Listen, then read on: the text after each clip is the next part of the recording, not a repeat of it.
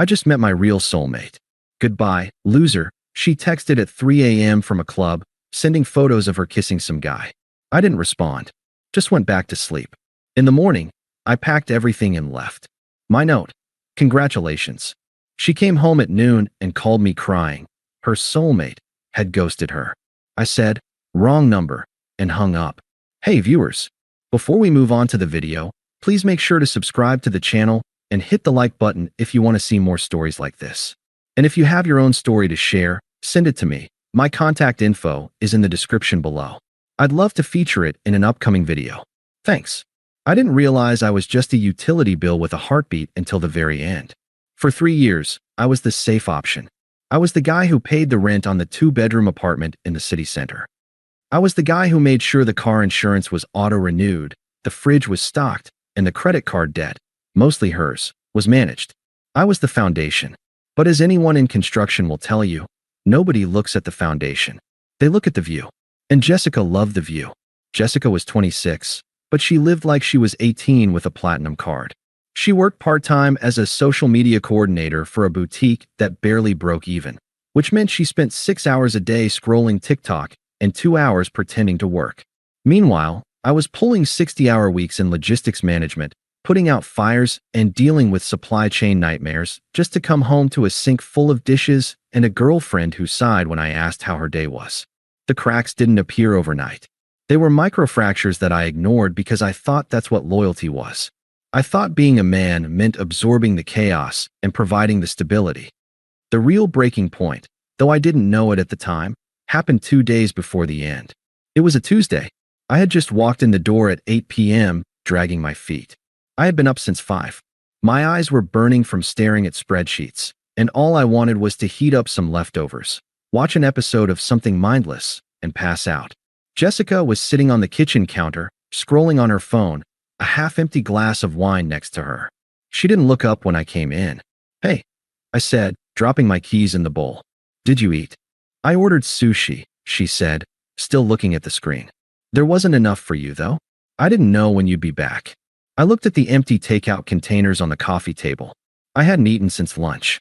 Okay, no problem. I'll make a sandwich. I started pulling things out of the fridge: ham, cheese, the last of the mustard. As I stood there spreading mustard on stale bread, she finally looked at me. It wasn't a look of affection. It was a look of pure, unadulterated boredom. Is this it, Mark? She asked. I paused, knife in hand. Is what it? This? She gestured vaguely at me. The sandwich, the apartment. The routine. You come home, you look exhausted, you eat a sandwich, you go to sleep. It's just so gray. I took a slow breath, trying to keep the edge out of my voice. It's called working, Jess. I'm tired. I'm doing this so we can afford the trip to Cabo you want for your birthday. She rolled her eyes, hopping off the counter. It's not about the money. You always make it about money. It's about the spark. The fire. You act like you're 40. You're so safe. You're so predictable. Stable. I corrected her. I'm stable. You're boring, she snapped, her voice rising. I need a man who makes me feel alive, Mark. Not a man who makes me feel like I'm sitting in a waiting room. She stormed past me into the bedroom, slamming the door. I stood there in the kitchen, the hum of the refrigerator filling the silence. I ate my sandwich over the sink. I didn't go in to comfort her. For the first time in 3 years, I didn't feel the urge to apologize for being the one who kept the lights on. 2 days later, it was Friday. The week had been a grinder. A shipment from overseas had been seized at customs, and I had spent 12 hours on the phone with brokers and angry clients. My brain felt like it had been put through a blender. When I got home, I felt physically heavy, like gravity was working double time on my bones. The apartment smelled like expensive perfume and hairspray. Jessica was in the living room, and she looked incredible. I can't deny that. She was wearing a short black dress that I knew cost $300 because I saw the charge on the statement last week. Her hair was done. Her makeup was flawless. She looked electric. She was also blasting music, bouncing around the room while pouring a shot of tequila. Girls' night, she announced before I could even speak. Don't wait up. I wasn't planning on it, I said, loosening my tie. I'm dead on my feet.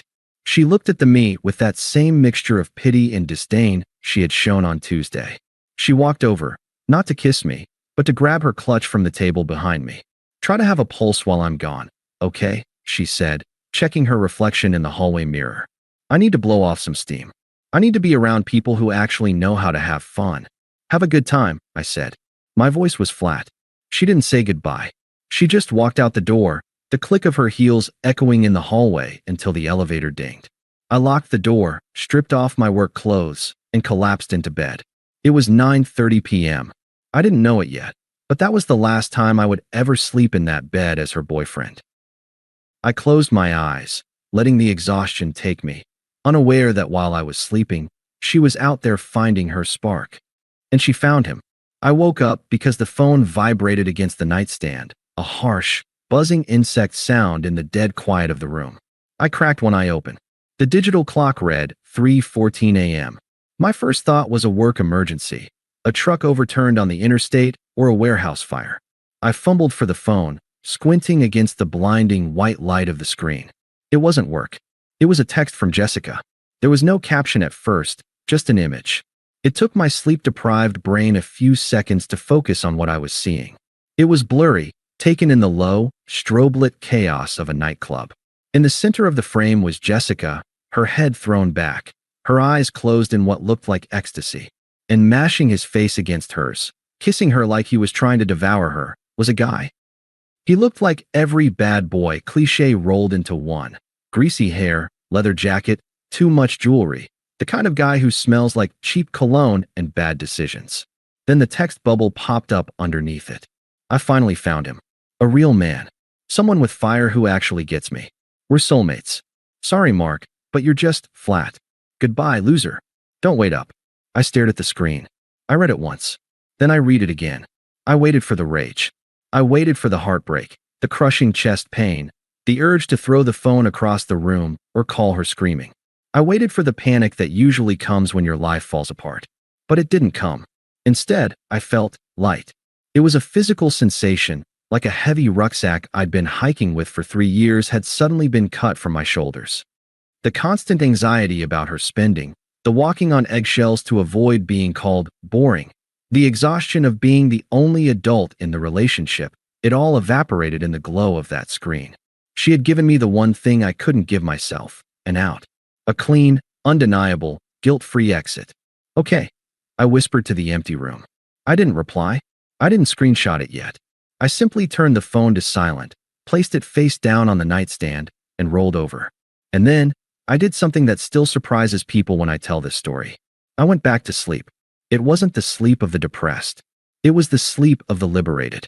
For the first time in years, I didn't have to worry about whether she was coming home safe. She wasn't my problem anymore. She belonged to the soulmate now. I slept deeply, dreamlessly, and woke up at 8 a.m. sharp without an alarm. The apartment was silent. The bed beside me was still made, undisturbed. I got up and made coffee. I drank it standing by the window, looking out at the city, feeling a strange, cold clarity. Then, I went to work. Not my job, the work of erasing myself from her life. I pulled my suitcases from the top of the closet. I didn't pack everything. I didn't want the furniture, the TV she picked out, or the plates we bought together. I wanted travel-light freedom. I packed my clothes, my laptop, my documents, my watch collection, and the few sentimental items that were strictly mine. It took me 45 minutes. Next, I opened my laptop. I logged into our joint bank account, the one I contributed 90% of the funds to. I transferred my entire savings balance into my personal account. Then, I logged into the credit card portal. I saw the pending charges from last night. The Velvet Room, $450. Uber Black, $85. Late Night Liquor, $120. She was financing her betrayal on my dime. I clicked Report Lost/Stolen on the card she carried. The system automatically canceled it immediately. Then I called the landlord. Hey, Mr. Henderson. It's Mark. I need to invoke the lease break clause. I'm transferring the fee and the next 2 months' rent right now, but remove my name from the lease effective immediately. Jessica will be taking over. Is she aware? He asked, sounding confused. She will be, I said. I transferred the money. It was expensive, painfully so, but it was the price of freedom. By 10 a.m., I was done. My bags were by the door. The apartment looked exactly the same, but it felt hollowed out. I took the spare key off my ring and placed it on the kitchen counter. I grabbed a yellow sticky note and a Sharpie. I wrote one word, congratulations. I stuck it to the counter. I didn't look back. I walked out, locked the door, and got into my car.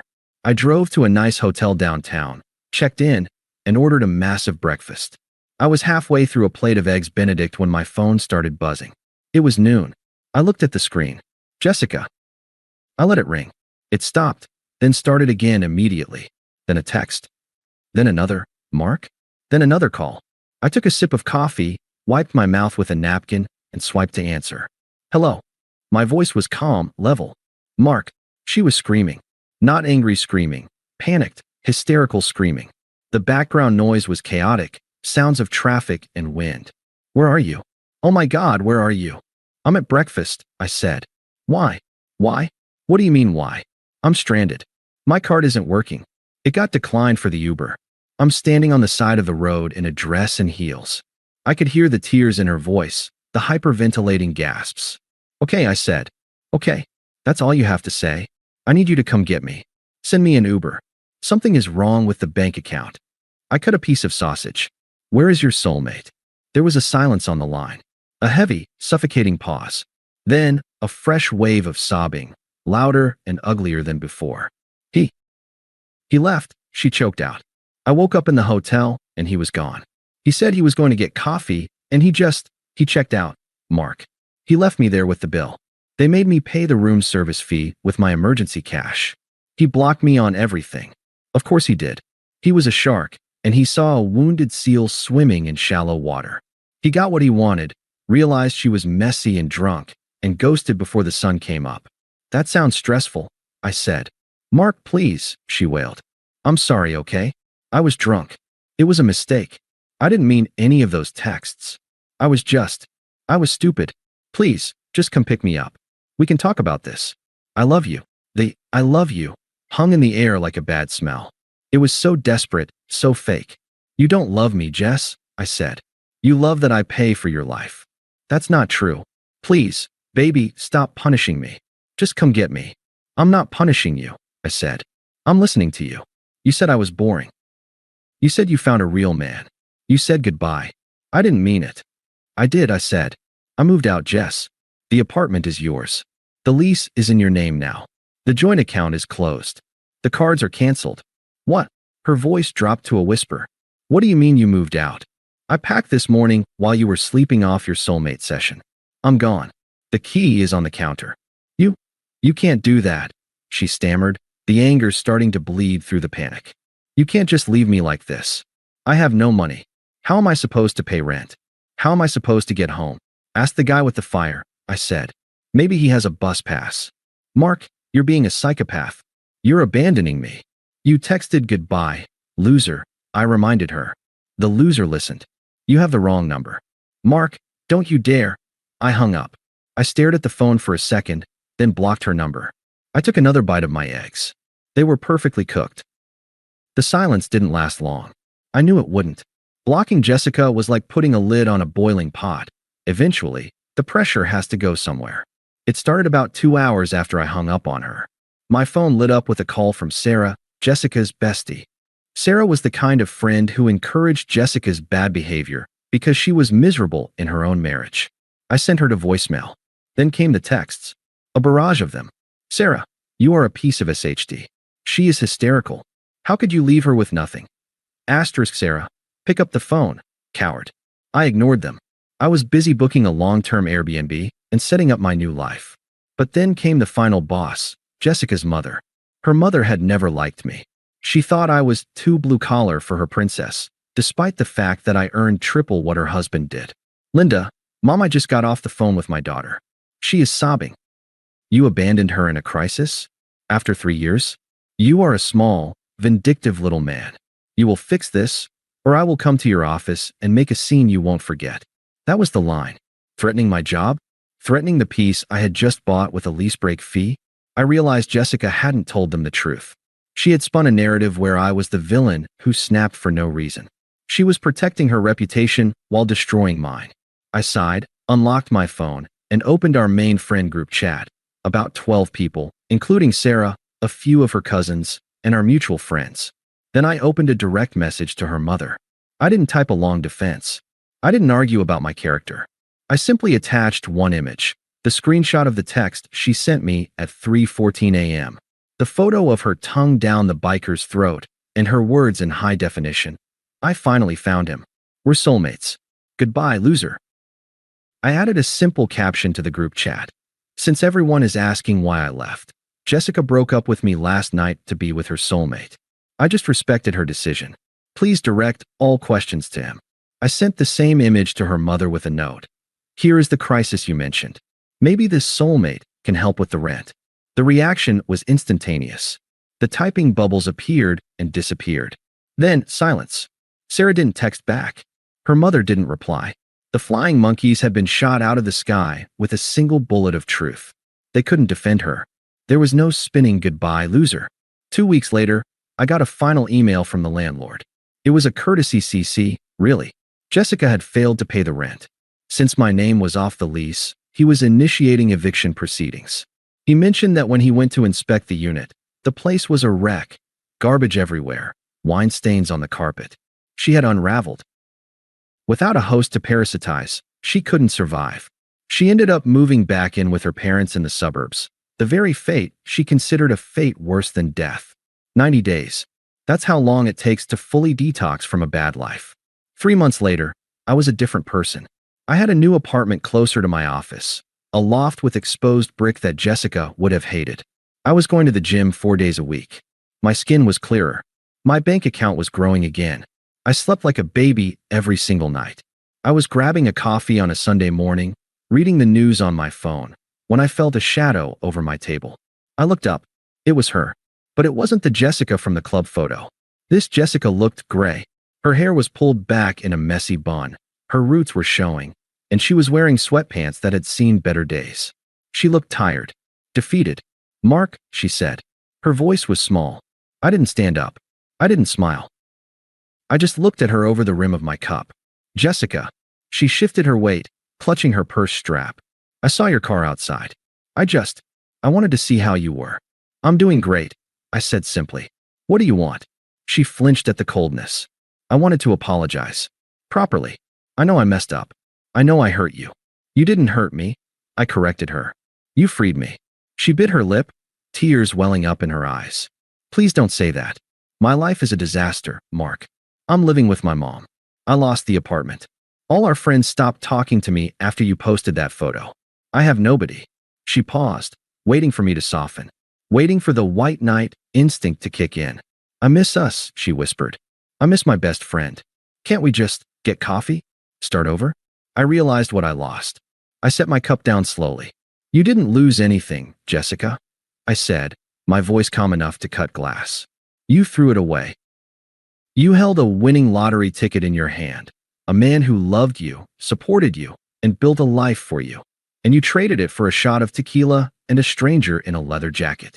Everyone makes mistakes, she cried, a few people in the shop turning to look. Cheating isn't a mistake, I said, standing up and grabbing my keys. It's a series of choices. You chose to go to the club. You chose to kiss him. You chose to send that text. And I chose to believe you. I walked past her toward the door. She reached out and grabbed my arm. Mark, please. He was nothing. You're the one I want. I looked down at her hand on my sleeve until she let go. You don't want me, I said. You want the rent paid. You want the safety. But that's the thing about safety, Jess. Once you burn the shelter down, you don't get to complain about the rain. So that's it, she sobbed. 3 years meant nothing? It meant a lesson, I said. I pushed the door open, the bell chiming cheerfully above me. Goodbye, Jessica. I walked out into the sunshine. I didn't check to see if she was watching. I didn't care. I got into my car, turned on the radio, and drove away. I had a life to live. And for the first time in a long time, it was all mine. Thanks for watching. Make sure to subscribe to the channel and hit the like button. What do you think about this story? Share it in the comments.